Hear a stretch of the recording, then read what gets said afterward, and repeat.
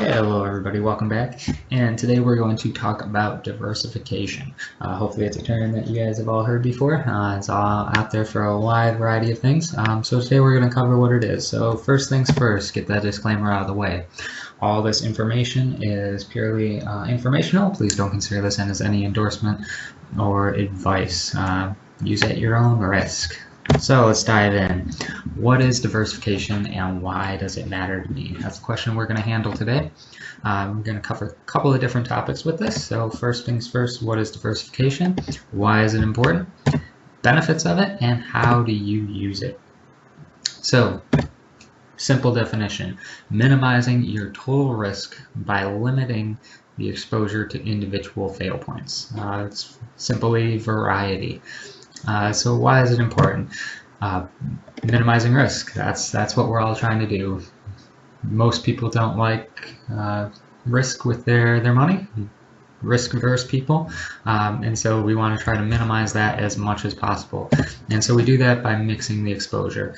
So if you're not exposed to one particular situation, then your risk is minimized.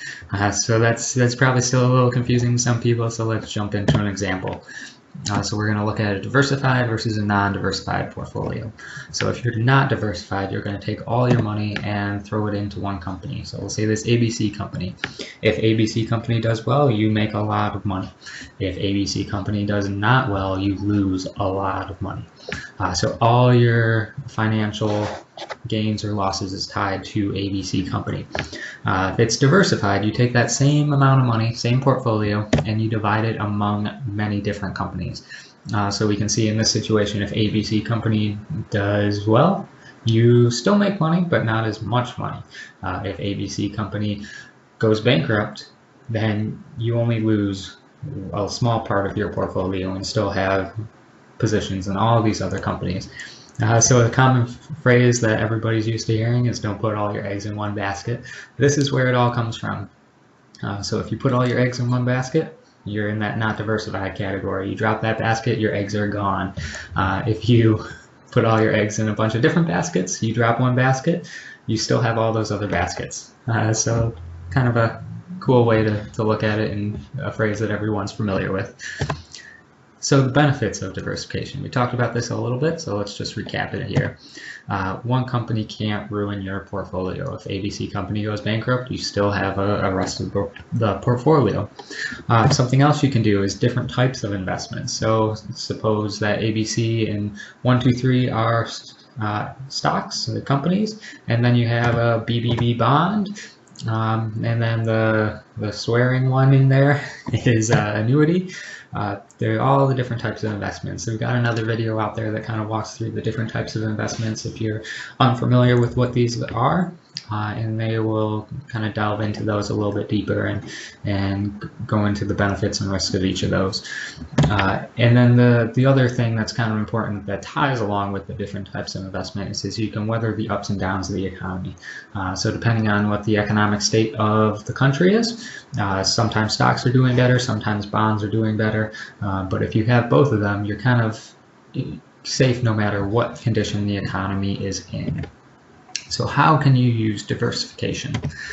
So you can manage your risks and reward tolerance for you.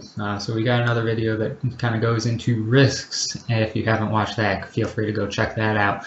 But basically, to sum it all up in 5 seconds, is risks and reward are tied together. Higher the risk, higher the reward. Higher the risk, more chance for nothing. So you can kind of adjust your risk level with diversification to get something that's appropriate for you. Not everybody is in the same boat as to how much risk they want, how much risk they're willing to accept. You can hedge your volatility. So like we talked about with the economy and even the stock market, things go up, things go down. That's just the way the economy and the world works. So you can kind of position yourself so that you're good no matter what, and you can kind of take those peaks and valleys and turn it more into a straight line. And so all that to say, you can be much more controlled. It's a very unsure world out there, but using diversification, you can kind of control it as much as we are able to control. So to sum everything up, here's some other videos that you might find of interest. Feel free to click links on the screen. But hopefully this made sense to you and helped you understand diversification a little bit better so that when people are talking about it, you'll know what they're saying. Thanks, guys.